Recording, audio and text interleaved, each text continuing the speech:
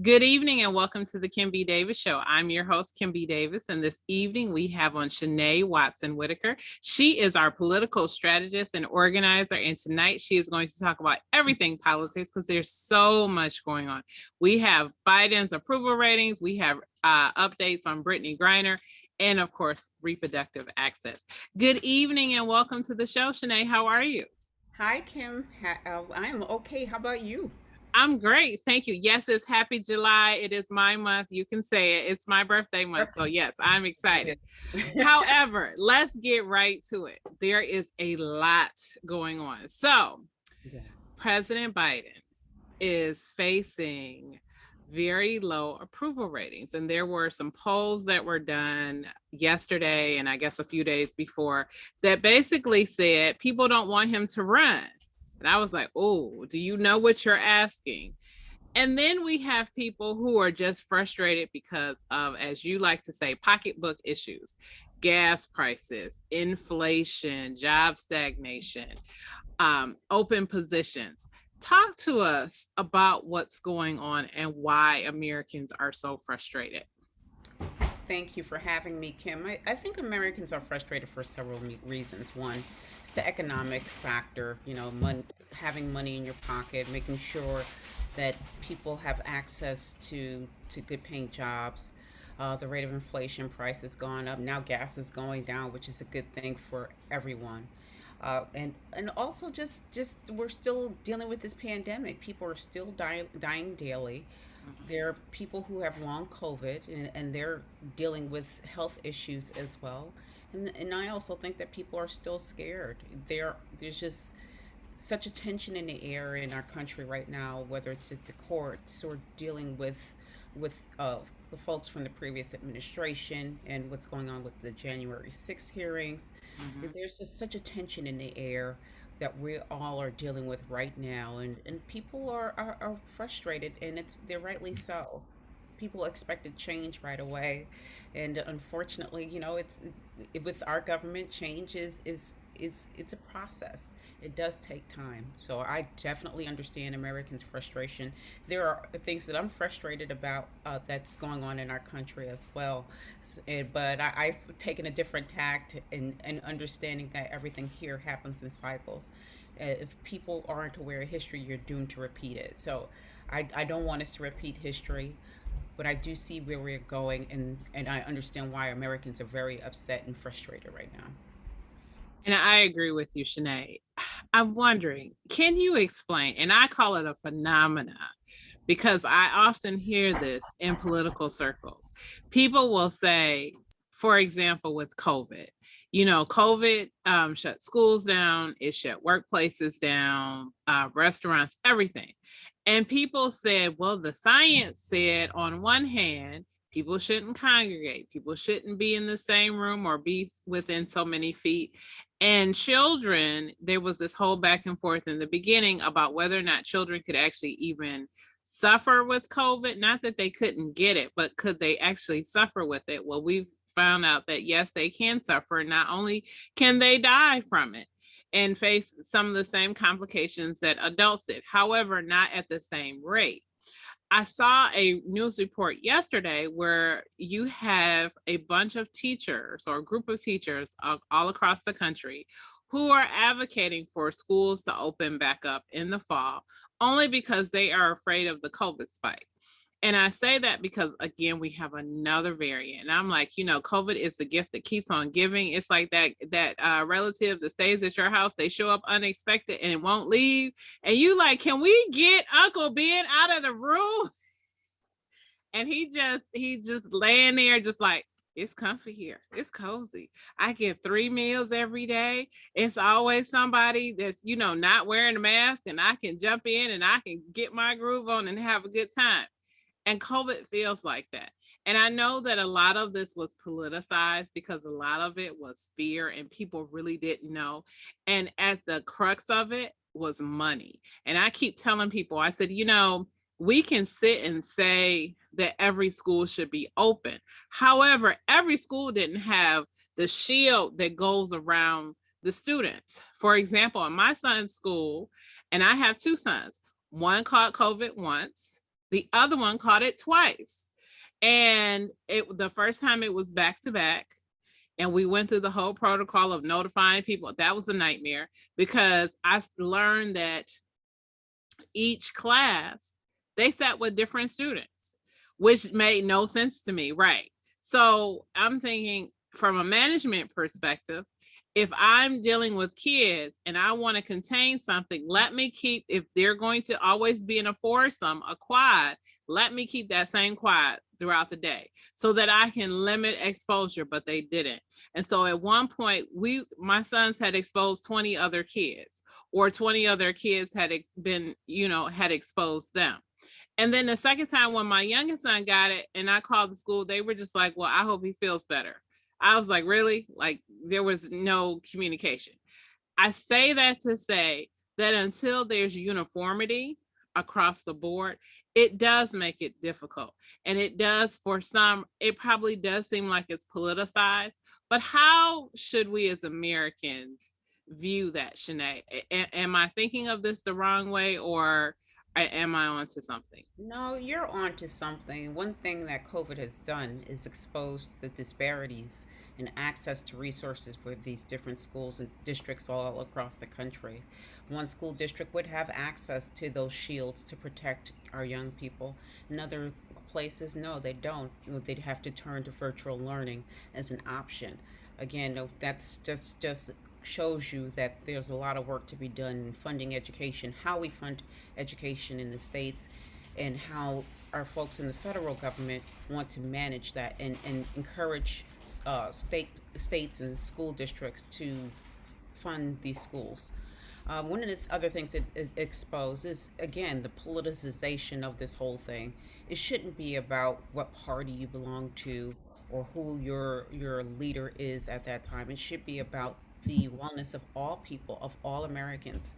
It was surprising to me from the beginning that we didn't, as a country, come together around making sure that we can eradicate this virus. And now we have several different variants, and people are going and they're congregating in different spaces and closed spaces without masks on, or or if they're not vaccinated, or if someone has a health issue. I've been in events where I have to talk and I have to take off my mask and put it back on, and it's still, and it still bothers me, and that I can be exposed to that as well. I'm thankful that I did have my vaccinations and boostings, and I'm okay, but that's something a lot of Americans have to worry about, especially if you're a person with disability. And thinking about kids, if they have disabilities as well, how are they exposed to this illness? You have these different variants coming around. You don't know what it's going to do to you. You don't know what the side effects are. You don't know if you have long COVID after this. And I always talk about the economics behind long COVID and what it's going to do to our country. I'm very, very concerned about it. And I must keep on talking about that, and letting people know that we have to take this seriously. You have to pay attention to your body. You have to keep, if you're in a closed environment, if you can, mask up, mask up. If you have to Mm-hmm. speak like me and you have to take off your mask, encourage people around you to wear masks as well. Mm-hmm. I absolutely agree with you. I just recently returned from a mini vacation and I was surprised by the number of people who did not wear masks while we were on the airplane or while we were in the airport or where I was. And I just thought, okay, well, I'm protecting myself, and you do what you have to do. But you're right, long COVID is going to have effects. Just like when kids had to go virtual, there was this great disparity between those parents who could stay at home and work from home, who had the resources to do that, versus those that had to be in service industries such as restaurants and retail, and our superheroes, our hospital workers, our frontline people, even our police and fire, who were out making sure that our streets were safe and that our buildings weren't burning down. These are all people that did not have the opportunity to stay at home. They had to go to work. And so the question becomes, how do we manage the needs of those that we call for service versus those that are privileged enough that they can stay at home? We have to figure that out. We do. I agree with that, especially with our service workers, and they tend to be people who look like us. Yes.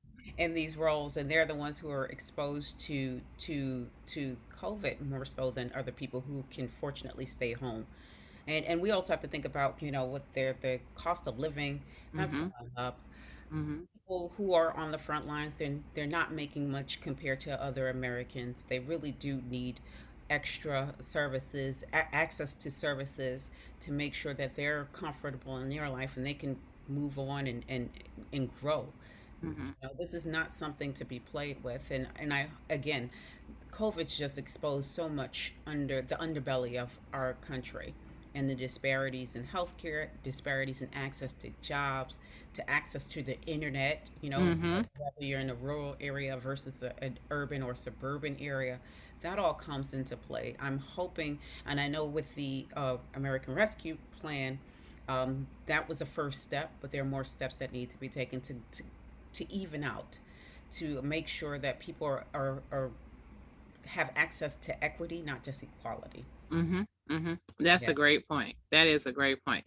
All right, so I want to switch gears a little bit and talk about Brittany Griner, because this is a heartbreaking case.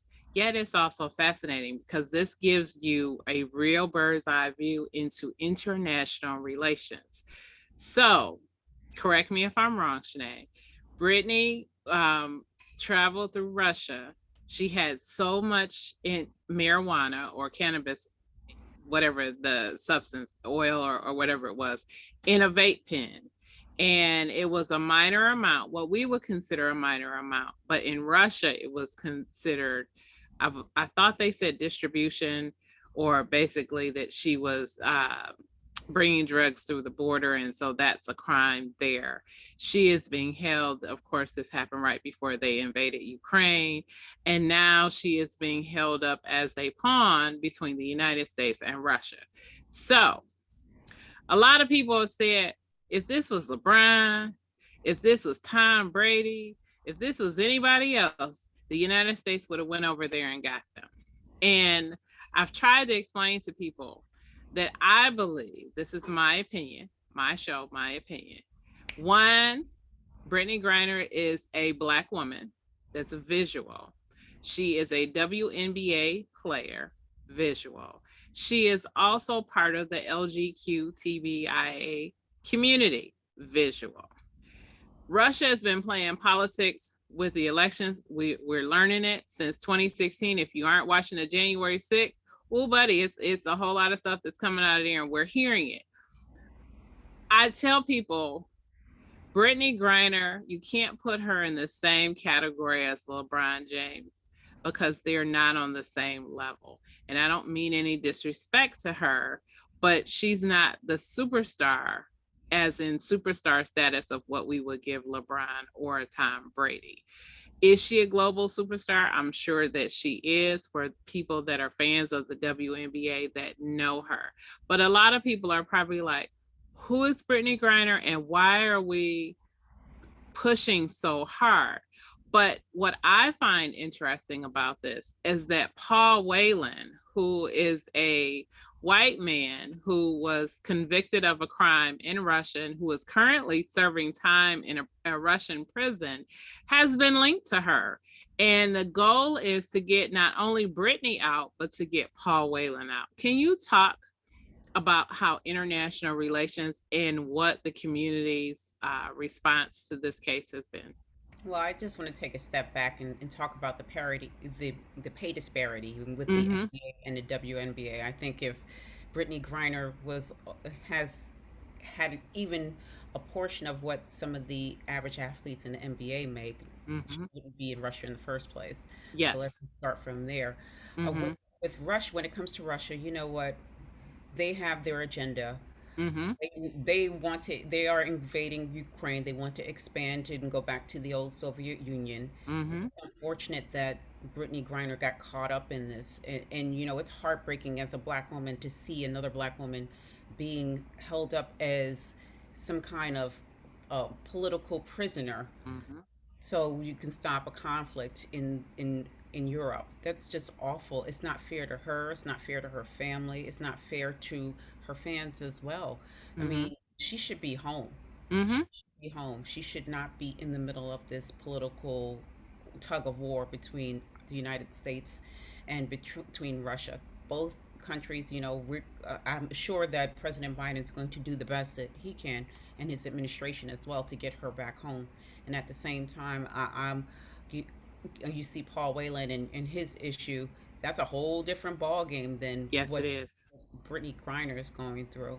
But just Mm-hmm. to see her being used for propaganda, it's heartbreaking and it's not fair. And Russia understands the racial dynamics here in the Mm-hmm. United States. They Mm-hmm. exploited it very well in 2016, and they'll continue to do so. They will use her incarceration as a weapon to push a divide between Biden and black voters. You talked about frustrations. A lot of people are very frustrated that she's not home yet, and they would compare her to her male counterparts, but at the same time, there is a disparity in the money that's invested in the WNBA compared to the NBA.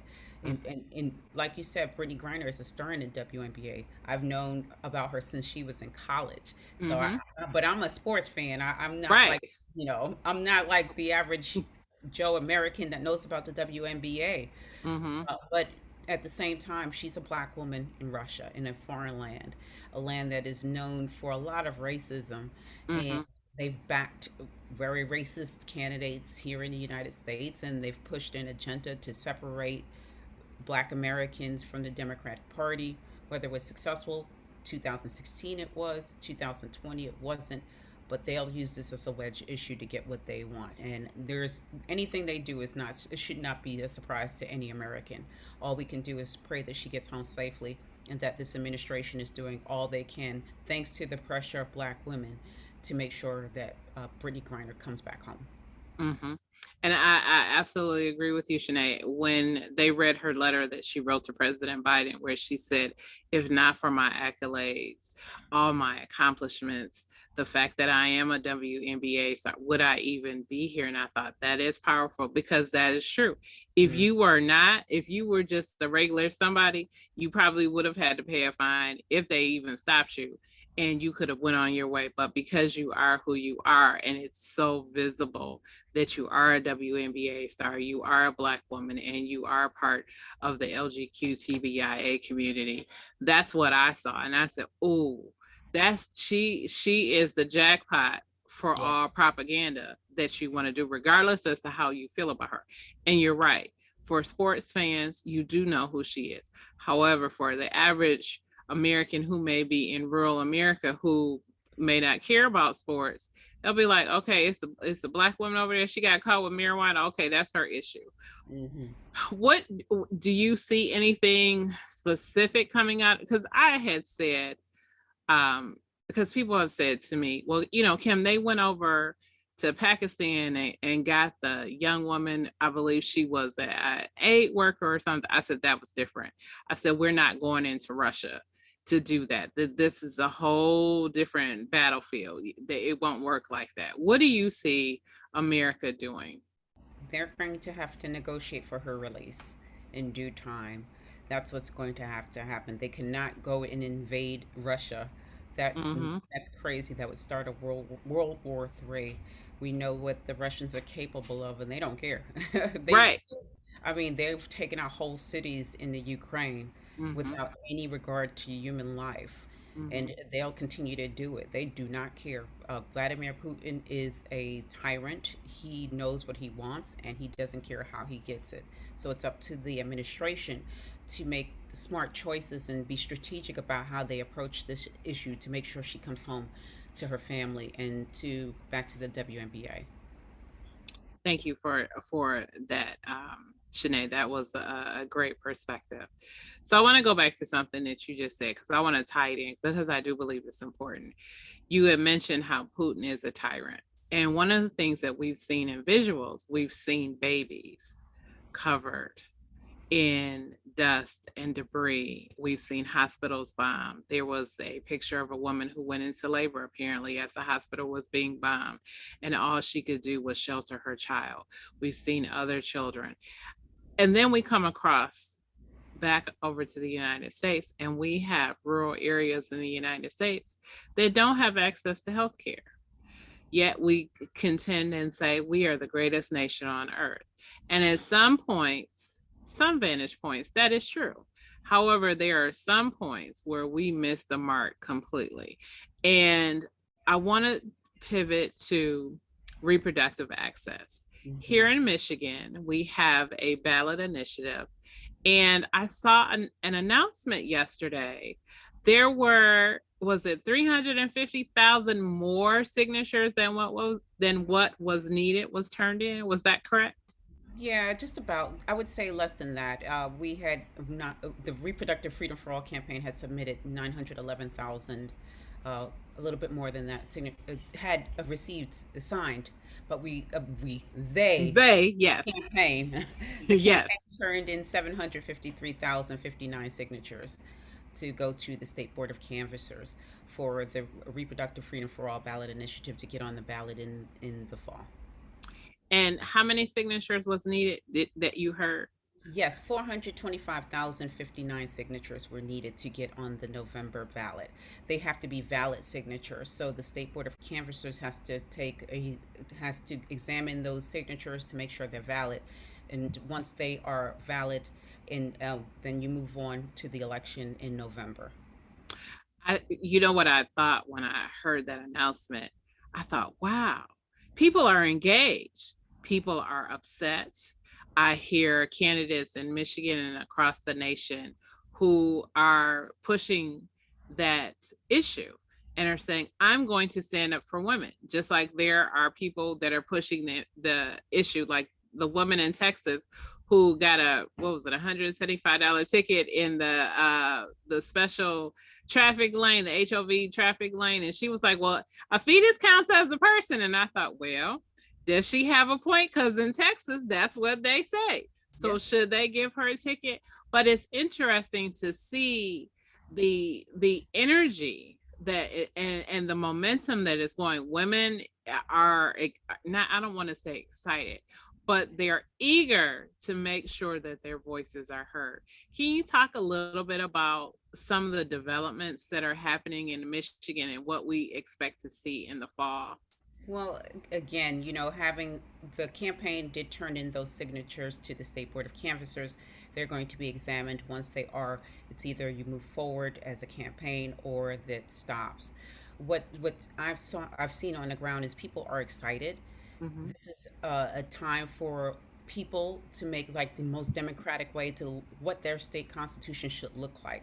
It should if whether it should include reproductive rights for women, but it's not just about abortion. It's about access to birth control as well, and people need those things. We see in different parts of the country they're banning Plan B the day after, and Yes. the majority of abortions in America are by the pill. Mm-hmm. Mm-hmm. People don't understand that. And it could be the next day, plan B, a few days after you're with somebody, and then that egg may not be fertilized. You Mm-hmm. know, I'm not going to go too much into the details with that, but people just so excited about it. They're taking the matters into their own hands. I think what happened with the Supreme Court lit a fire under a lot of people all over the country, specifically here in Michigan, and people wanted to get involved in some capacity in that ballot initiative, and people are just tired. They're Mm-hmm. tired. They want autonomy. They want to have the relationship with their doctors if they have to make a decision about their bodies on their own without a politician telling them what to do. Absolutely. So there's this case that President Biden mentioned. The 10-year-old girl was forced to have a baby, and people are up in arms. Do you think that cases like this are what's igniting the community? And then um, do you believe that this eagerness, this activity is going to push back against the Supreme Court? Do you think that they will back off of some of the things that we've talked about that may be coming? No, simply no. Have their agenda, and right now they have like a very low approval rating with Mm-hmm. Americans today. So they have their agenda. They're going to do what they want to do. In our last discussion, we talked about the opening up of the 14th Amendment with Mm-hmm. Clarence Thomas, and Mm-hmm. now all of these other uh, cases that were set. that were already adjudicated, they may be revisited, like a marriage, like Mhm. having consensual sex between two people of the same sex, and even Mhm. access to contraceptives. That's Mhm. what's going to be opened up next. And people are paying attention now. Again, what happened with the leak with Justice Alito, it lit a fire under a lot of people, and Mhm. people are going to turn out. There are other ballot initiatives that are going on. Kansas has one. Kansas already has a law in place that guarantees access to reproductive care, and what's on the ballot is to remove that. Vermont is Mhm. another state that Mhm. has reproductive care on the ballot in that's coming up soon. So there are people taking proactive measures to ensure that we have places we can go to in the country where my daughters and their friends can have access to if they need access to reproductive care. What people seem to forget is reproductive care is health care. That's a part of our Mhm. everyday lives. And the other side has done a great job of separating the two. And I think that's also part of sexism as well. But reproductive care is health care, and people should have the right to do what they want to do with their bodies without a Mhm. politician telling you that you have to you have to birth a baby. You talked about that terrible case with the baby Mhm. from Ohio who was raped, who had to Mhm. go to Indiana for an abortion because the doctors were like, well, this was the same day that this decision came out. Mhm. They had to move her to another state so she can have access to reproductive care. That is not, that is it sounds like it's outrageous, but I'm sure there are cases like that every day with little baby girls being raped by some person, some monster, that they have to deal with this kind of tragedy. And what people are seeing is a child that's 12 years old. They're not fully developed. They can die from this. Mhm. And the doctors and the patient decided, and the family decided to what was best for that child was to have an abortion. Mhm. And again, if that happens to somebody in my family, God forbid it does, and that decision has to be made. I don't want my family member to have to travel another state to pay out of pocket. That's a lot of money to get access to that kind of care. Now many of us would have to go to either Illinois or to the coastal states to have access. Mhm. We abortion is still legal here in Michigan, thank goodness. But if we don't take care of this ballot initiative and enshrine it, then hope may be lost beyond who's elected. This is Exactly. about making sure that the people decide what we want to do with our body. Mhm, mhm. And that is a great point. When we're talking about children, you're talking about health. There was a story I recently saw where a young woman is pregnant. She's very happy to be pregnant. However, she has brain tumor.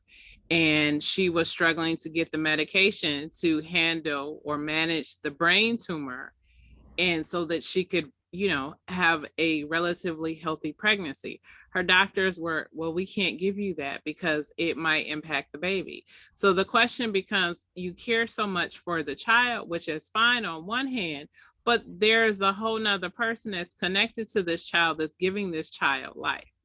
And so, what are we saying to the mother? And I don't think that a lot of people who are pro life are able to answer that question because typically they'll say, well, a child is supposed to be here. Yes, but that mother is supposed to be there for that child. And it's not fair when that mother dies and then that child has to grow up without a mother. We can talk about social services not being there, safety net, what about family members? And typically, these are the children that get left to the wayside. And then we end up hearing stories about this child was raped or this child got pregnant early in life because they were looking for love and they didn't have anyone. But we're also not talking Oh, about yes. drugs that people have to take for everyday life. There are lupus Yes. patients that take Mm-hmm. medication that they are abortifacients. So Yes. people have stopped being prescribed the medications that give them peace of mind and a good quality of life. I can talk about it from my own perspective as someone with lupus. Other lupus patients, they have to take more severe medication to manage and control this chronic illness. So we have to think about those people as well and what they're going through. I know I'm in several like Twitter chats about this and how the lupus community is directly impacted by this, and it's a scary time. And people are also worried about being like reported to the authority, Mhm. like Mhm. states like Texas, where you have that bounty, and other states Mhm. are adopting similar legislation that Mhm. people at risk for being incarcerated. And I talked to you about this before with Mhm. with the criminal justice system and how it's like a disparities. The Mhm. with black and brown people, people of color that are more incarcerated than other people, then it's just chilling. This is a chilling effect. I'm stuttering because it's just so nerve wracking to me, to know that people could be thrown in jail. What if you have a miscarriage and somebody doesn't like you and they say, well, you had an abortion? You can be incarcerated. You have Mhm. to prove your own trauma. I mean, Mhm. I've had a miscarriage before, and it's traumatic. I can imagine. I could imagine what I would go through if I happened to miscarry and somebody who just didn't like me said I had an Mhm. abortion. Mhm. That's trauma on top of trauma, and we as Mhm. women have to prove ourselves again. Mhm. Mhm. Our humanity. Mhm. This is a terrifying time, and I think that also goes back to what you talk about, the frustration that Americans are having right now and what's at risk. You're absolutely correct. I want to go back because you used the word. I know what it means, but I want you to explain what abortifacients Yeah, means. that basically means like drugs that would induce, that would cause an abortion. There are medications out there. Again, I'm talking about it from my own perspective. Mhm. For as a member of the lupus community, there are drugs out there that people with lupus take to help their quality of life, to make sure that their lives are better. Lupus is a disease which attacks the person's immune system. If you'll, you can have white cells, red blood cells, and your body says no, those bad, and it attacks you, and it can do some pretty bad damage to your body. And there are people that need those medications to live and to have Mhm. decent lives, and to live with dignity. And now their health is at risk because of these laws. And then you have doctors now having to go to lawyers to check to see if they can do a certain procedure Mhm. if it impacts the health of their patient. And that's Mhm. not what we want. We don't want lawyers in this. We want doctors and patients to have those conversations to make sure that their patients are taken care of every step of the way. This is like another layer of bureaucracy that's not Mhm. needed in today's society. Absolutely. It reminds me of the Salem witch trials. Mm, Basically, oh, she's evil. She caused my child to die. My husband left me because she's a witch. yeah. There was nothing specific that you can do to prove that someone's a witch, and I'm not giving any validity to it, but there was this mania where people were going around calling people witches, and people were being burned at the stake, and they were executing people for all kinds of reasons simply because, as you said, somebody didn't like somebody. And it's crazy, but this what we're going through right now, this frustration, it feels like this is where we are. But Shanae, oh, I'm sorry, go ahead. No, I was just going to agree with you. This is very frustrating and it's chilling. It's Mhm. set a precedent of worry for many women. There are 167.5 million women across the country. Everybody may not agree, but we've been put at risk right now for someone Mhm. to call the police on us if they don't like us, and Mhm. it's scary, and it's retaliatory, and it's just not fair. Politicians should not be a part Mhm. of the discussion. Mhm. Mhm. I absolutely agree with you. Last question, Shanae. Talk to us about the midterms. What are we seeing trends? Are because I know that some Trump candidates have been beaten in the primaries and some have been victorious, and so they're going into the fall, into the midterms. Talk a little bit about that. Yes, I think people should take a look at specific states like North Carolina, Pennsylvania, uh, Nevada as well. Those are the states you want to look at in the fall, with the Senate at stake, and with the power of the Senate at stake. We do have we do have a split Senate, Mm-hmm. but this is a chance for either side to kind of take over. And if it was on the Democratic side where uh, there is a new senator, that would help them as well expand their majority. So we shall see. I think it's going to be interesting. This is going to be a base versus base vote. I think, again, the Supreme Court decision overturning Roe is going to have a big impact. You'll see the commercials. The commercials have Mm-hmm. already started here in Mm-hmm. Michigan. Yes, they have. And it's in all the swag and the literature, they're already started and gearing up for November. So we're going to get a lot of it all over the country. We're going to have it's going to be a pretty interesting cycle, and I'm thinking ballot initiatives and other issue focused uh, issue focused campaigns are going to make a difference in the long run. I know I said last question. This just came to me. In Michigan, we had redistricting that has happened. And so there's been this big campaign for candidates or incumbents specifically to reintroduce themselves to their new districts. What is the sense in the community and from campaign side? Is there frustration? Is there excitement? What are you hearing?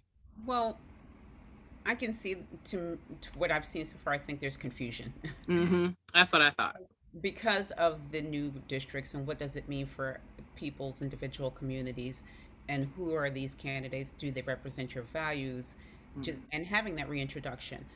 Again, I'm a big proponent of civics, talking about it and doing education and outreach. There are groups out there that are doing the work, that are talking to the community members about what the new maps mean, who are these candidates, whether or not to endorse them or not, Mm-hmm. and whether they reflect their values. I think we're at a time where it's education time, where people are really starting to look to see who these candidates are and why do we have redistricting in the first place.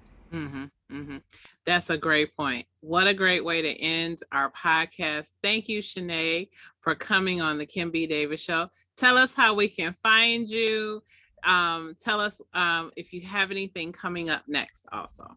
Well, I'm a rest. Yes, good. Just a quick rest, and I'm getting back on the grind. But you can reach me on Twitter, La Femme Negrita. That's how you reach me best, to get my little takes, my political takes on Michigan and national politics as well. Thank you so much, Shanay. I know that we will hear from you again. Politics, it is the seed that never stops churning, and I know there's going to be some new developments. So thank you again for being on. Thank you so much, Kim, for having me. No problem. Thank you guys for tuning into the Kim B. Davis Show. You know, you can find me on Facebook, Twitter, Snapchat, Instagram, LinkedIn, everywhere on social media. And it's Kimberly Bachelor Davis. That's BATCHELOR. You can see this show on youtube.com/Kimberly Bachelor Davis. You can hear this show on Apple, Spotify, Stitcher, Google, and Wisdom. Thank you again for tuning in. I hope you'll join us on our next show. And as always, remember, be magnificent.